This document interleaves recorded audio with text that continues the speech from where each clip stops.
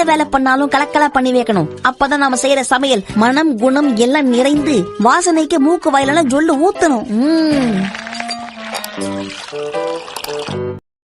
Hi friends, அஸ்ஸலாமு அலைக்கும். Welcome to மரிபாஸ் கிச்சன்.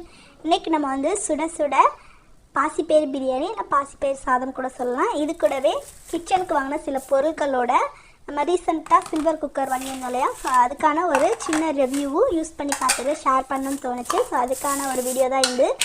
இந்த வீடியோ ரொம்பவே இன்ட்ரெஸ்டிங்காக இருக்கும். இந்த வீடியோ ஃபுல்லாக பார்த்தா தான் அந்த குக்கர் வந்து எப்படி ஒர்க் ஆச்சு இல்லை ஒர்த்தபிளாக என்னன்றது உங்களுக்கு தெரியும். இப்போ முதல்ல நம்ம கிச்சனுக்கு வாங்கின பொருள் என்னன்றது பார்த்துடலாம்.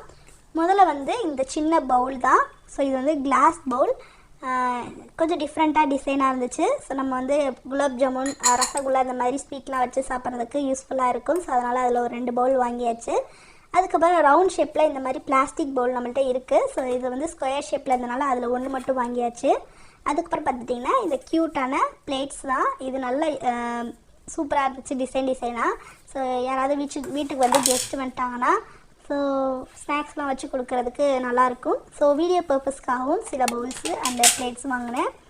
அதுக்கப்புறம் பார்த்துட்டிங்கன்னா நமக்கு வீட்டில் இருந்த அந்த ஐஸ் ட்ரே வந்து உடஞ்சிருச்சு. ஸோ அதனால் வந்து ஒரு ஐஸ் ட்ரே வந்து வாங்கியாச்சு. ஸோ இது கொஞ்சம் இலை ஷேப்பில் அழகாக இருந்தது. ஸோ அதனால் இதில் ஒன்று வாங்கியாச்சு.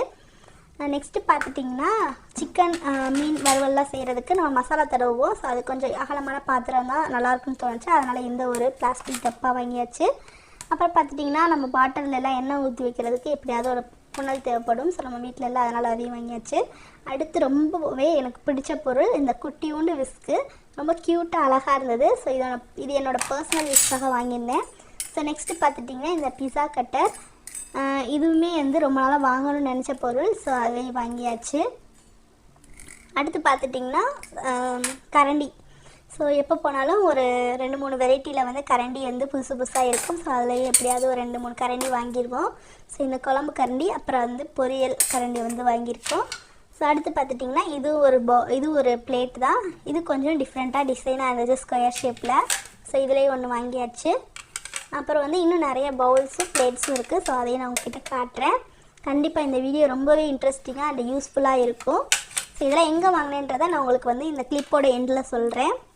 இப்போ வந்து மீதி இருக்க பவுல் பார்த்துடலாம். பவுல் பிளேட்ஸு, இது வந்து பவுல் கம் பிளேட் மாதிரி இருக்கும். ஸோ இது நல்லா இருந்தது. இதெல்லாம் அப்கமிங்காக நம்ம வீடியோவில் காட்டுறேன், உங்களுக்கு யூஸ் பண்ணும்போது தெரியும். அடுத்து வந்து இந்த ரெக்டாங்கிள் ஷேப்பில் இருக்க அந்த பிளேட்டு. அடுத்து வந்து பார்த்துட்டிங்கன்னா ஒரு ஸ்கொயர் ஷேப்பில் இருக்க ஒரு பூ போட்ட பிளேட்டு.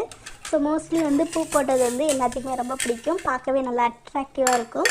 ஸோ அதனால் எல்லாமே வந்து பூ போட்ட பிளேட்ஸ் அண்ட் பவுல்ஸாக தான் இருக்கும். இது வந்து ஒரு சின்ன பவுல். ஸோ இதுவும் நல்லா அழகாக இருந்தது. ஸோ அதனால் இதிலே ஒரு 2 பவுல் வாங்கியாச்சு. இது எல்லாமே வந்து பார்த்துட்டிங்கன்னா ஃபைபர் மெட்டீரியல் தான். இப்போ பார்த்துட்டிங்கன்னா ஒரு காஃபி ப்ரௌன் கலரில் இதுவும் வந்து ஒரு 2 பவுல் வாங்கியாச்சு. இது வந்து அதை விட கொஞ்சம் பெருசு. ஸோ பார்க்கவே கொஞ்சம் நல்லா இருந்ததா. ஸோ அதனால் வந்து இதிலே வந்து ஒரு 2 பவுல் வாங்கியாச்சு. இந்த ப்ராடக்ட்ஸை நான் எங்கே வாங்கினேன்னா எங்கள் ஊரில் உள்ள 10 ரூபா கடையில் தான் வாங்கினேன். ஸோ இதோட ரேட் எல்லாமே 12 ரூபா 10 ரூபா. ஸோ அந்த பொருளுக்கு தகுந்த மாதிரி வச்சு விற்கிறாங்க. உங்கள் ஊரில் இருக்க 10 ரூபா பொருளில் வந்து எந்த மாதிரி ரேட்டு வச்சு விற்கிறாங்கன்றதை மறக்காமல் கமெண்ட் பண்ணுங்கள். அவ்வளோதான், இதுதான் நம்ம கிச்சனுக்கு வாங்கின பொருள். இது பிடிச்சிருக்குன்னு நினைக்கிறேன். பிடிச்சிருந்தால் லைக் பண்ணிடுங்க. ஸோ இப்போ வாங்க பாசிப்பயிறு பிரியாணி வந்து எப்படி செய்கிறதுன்னு பார்க்கலாம்.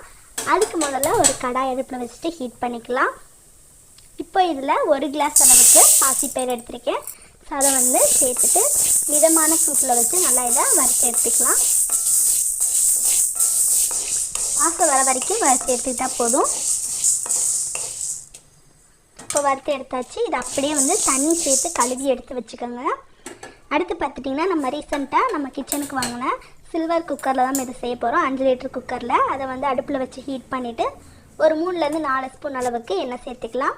எண்ணெய் நல்லா சூடானதும் 1 ஸ்பூன் அளவுக்கு சீரகம், ஒரு 1/2 ஸ்பூன் அளவுக்கு கடுகு உளுத்தம் பருப்பு சேர்த்து பொரிஞ்சதும் ஒரு 2 கொத்து கருவேப்பிலை சேர்த்துக்கலாம். இப்போ கருவேப்பிலை நல்லா பொரிஞ்சதும் இதில் வந்து 4 மீடியம் சைஸ் பல்லாரி வெங்காயத்தை நீல வாக்கில் கட் பண்ணி வச்சுருக்கேன். அதையும் உள்ளே சேர்த்துடலாம்.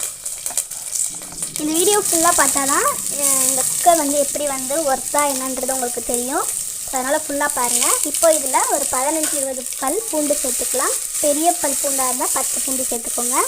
இதை சேர்த்துட்டு நல்லா இதை ஒரு தடவை வதக்கி விட்டுருங்க இந்த மாதிரி. இப்போ இந்த அளவுக்கு வதங்கி வந்ததும் இதில் இன்னும் நல்லா ப்ரௌனிஷாக வெங்காயம் வதங்கி வர்றதுக்காக உப்பு சேர்த்துக்கலாம். உப்பு சேர்த்துட்டு நல்லா இதை ஒரு தடவை வதக்கி விட்டுருங்க. இப்போ வெங்காயம் இந்த மாதிரி ப்ரௌனிஷாக வதங்கி வந்ததும் இதில் நம்ம தக்காளி சேர்த்துக்கலாம். 4 மீடியம் சைஸ் தக்காளி சேர்த்துருக்கேன். சேர்த்துட்டு இது நல்லா மசிஞ்சு வதங்கி வரட்டும். இஞ்சி பூண்டு பேஸ்ட்லாம் தேவையில்லை. ஸோ இது மட்டும்தான். இப்போ இதில் மசாலா சேர்த்துக்கலாம். 1 ஸ்பூன் அளவுக்கு மல்லித்தூள், 1/2 ஸ்பூன் அளவுக்கு மிளகாய்த்தூள் காரத்துக்கு தகுந்த மாதிரி, 1/4 ஸ்பூன் அளவுக்கு மஞ்சள் தூள், 1 ஸ்பூன் அளவுக்கு வீட்டில் அரைச்ச குழம்பு மல்லித்தூள் இதையும் சேர்த்துட்டு நல்லா ஒரு தடவை கலந்து விட்டுருங்க. ஸோ மசாலா சேர்த்து நல்லா வதக்குனதுக்கப்புறமா இப்போ தேவையான அளவு தண்ணி சேர்த்துக்கலாம். நான் 2 கிளாஸ் அரிசி எடுத்துருந்தேன். ஸோ அதனால் எங்கள் வீட்டில் இருக்க அரிசிக்கு தகுந்த மாதிரி நான் 6 கிளாஸ் அளவுக்கு தண்ணி சேர்த்துக்கிறேன். நீங்கள் உங்கள் வீட்டில் இருக்க அரிசி எந்த அளவுக்கு தண்ணி எடுக்குமோ அதுக்கு தகுந்த மாதிரி தண்ணி சேர்த்துக்கோங்க. பருப்புக்குன்னு தனியாக பயருக்குன்னு தனியாக தண்ணி சேர்க்க வேணாம். இப்போ தண்ணி சேர்த்துட்டு ஒரு தடவை நல்லா கலந்து விட்டுருங்க இந்த மாதிரி. இப்போ இது லைட்டாக கொதி வந்ததுக்கப்புறமா இதில் நம்ம பாசிப்பயிறு சேர்த்துக்கலாம். பாசிப்பயிரை நம்ம வறுத்து தண்ணியில் போட்டு கழுவி எடுத்து வச்சுருக்கோம். ஸோ அதை தான் உள்ளே சேர்த்துக்கிறோம். பாசிப்பயிறு சேர்த்துட்டு ஒரு தடவை நல்லா கலந்து விட்டுருங்க. இப்போ இதில் உப்பு சேர்த்துக்கலாம். ஆல்ரெடி நம்ம வெங்காயம் வதங்கிறதுக்கு தான் உப்பு சேர்த்துருந்தோம். இப்போ சாதத்துக்கு தேவையான உப்பு சேர்த்துக்கலாம். உப்பு சேர்த்து ஒரு தடவை நல்லா கலந்து விட்டாச்சு. இப்போ இது நல்லா கொதி வந்ததுக்கப்புறமா அரிசியை உள்ளே சேர்த்துக்கணும். ஸோ லைட்டாக கொதி வர ஸ்டேஜுக்கு முன்னாடி அரிசி சேர்க்கணும். அரிசி ஒரு 15 இல்லைனா 20 நிமிஷத்துக்கு முன்னாடி ஊற வச்சுக்கணும். இப்போ அரிசி சேர்த்துட்டு ஒரு தடவை நல்லா கலந்து விட்டுறணும். இப்போ இந்த குக்கர் எப்படி ஒர்க் ஆச்சுன்றதை நான் சொல்கிறேன். ஸோ நிறைய பேர் கமெண்ட்டில் கேட்டிருந்தீங்க அடி பிடிக்குதா என்னன்னு. ஸோ நம்ம கம்மியாக தண்ணி வச்சிட்டோம்னா கண்டிப்பாக அடி பிடிக்கும். ஸோ அது எல்லா குக்கர்லேயும் உள்ளது தான். இந்த குக்கர் ட்ரிப்ளே அளவுக்கு இருக்காது. ஸோ அதனால் நம்ம எப்படி அலுமினியம் குக்கரை மெயின்டைன் பண்ணணுமோ அதே மாதிரி இதையும் மெயின்டைன் பண்ணணும்.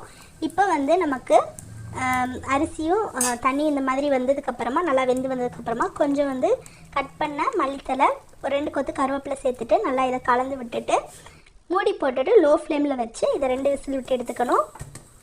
முக்கியமான ஒரு விஷயம், தண்ணி ரொம்ப கம்மியாக வச்சிடாதீங்க, கண்டிப்பாக அடி பிடிக்கும். ஸோ கரெக்டாக நம்ம அலுமினியம் குக்கரில் எப்படி வச்சு யூஸ் பண்ணுவோமோ அதே மாதிரி வச்சு யூஸ் பண்ணிக்கணும். அலுமினியம் பாத்திரத்தெல்லாம் தூக்கி போட்டு சில்வருக்கு மாறணும்னு நினச்சிங்கன்னா கண்டிப்பாக இதை பட்ஜெட் ஃப்ரெண்ட்லியான இந்த குக்கர் காம்போ நீங்கள் வாங்கலாம். ரொம்ப ஒர்த்தபிள் தான். நம்ம பட்ஜெட் ஃப்ரெண்ட்லியாக ஒரு குக்கர், ஸ்டீல் குக்கர் வாங்கணுன்னா கண்டிப்பாக இது ரொம்பவே ஒர்த்தபிளாக தான் இருக்கும். இதோட வீடியோ நம்ம சேனல் ஆல்ரெடி போட்டிருக்கோம். ஸோ இப்போ பாருங்கள், நான் மேலே ஐ பட்டனில் கொடுக்குறேன். உங்களுக்கு வேணும் அப்படின்னு தோணுச்சுன்னா ரேட் இது கம்மியாக எப்போ இருக்குதோ அப்போ பர்ச்சேஸ் பண்ணிக்கோங்க. இதோட லிங்க் நான் கீழே டிஸ்கிரிப்ஷனில் கொடுக்குறேன், செக் பண்ணி பார்த்துக்கோங்க. இப்போ நமக்கு சுட சுட பாசிப்பயிறு பிரியாணி ரெடி ஆயிடுச்சு. சாதம் பாருங்கள் எந்த அளவுக்கு நல்லா உதிரியாக வந்திருக்கானு, கொஞ்சம் கூட குலையலை. பயரும் அதே மாதிரி நல்லா உதிரியாக நல்லா குலையாமல் வந்திருக்கு. இதே குக்கர்லேயே ஒரு தடவை சாம்பார் வச்சு பார்த்தோம், அதுவுமே நல்லா வந்திருந்தது. கண்டிப்பாக பர்ச்சேஸ் பண்ணோம்னா போய் எந்த ரேட்டு எப்படி இருக்குன்னு பார்த்துட்டு பர்ச்சேஸ் பண்ணிக்கோங்க. இப்போது பாசிப்பயிறு பிரியாணி ஒரு பிளேட்டுக்கு ட்ரான்ஸ்ஃபர் பண்ணியாச்சு. இதுக்கு எந்த சைடிஷ்மே தேவையில்லை. அப்படியே சைடிஷ் தேவைப்பட்டுச்சுன்னா நீங்கள் பொரியல், வறுவல் இந்த மாதிரி வச்சு சாப்பிட்லாம். கண்டிப்பாக இந்த வீடியோ யூஸ்ஃபுல்லாக இருக்கும்னு நினைக்கிறேன். யூஸ்ஃபுல்லாக இருந்தால் லைக் பண்ணிவிட்டு உங்கள் ஃப்ரெண்ட்ஸ் அண்ட் ஃபேமிலி கூட ஷேர் பண்ணிவிட்டு நம்ம சேனலை சப்ஸ்கிரைப் பண்ணி வச்சுக்கோங்க. இன்னொரு இன்ட்ரெஸ்டிங்காக ரெசிபியோட நான் சந்திக்கிறேன். தேங்க்யூ ஃபார் வாட்சிங்.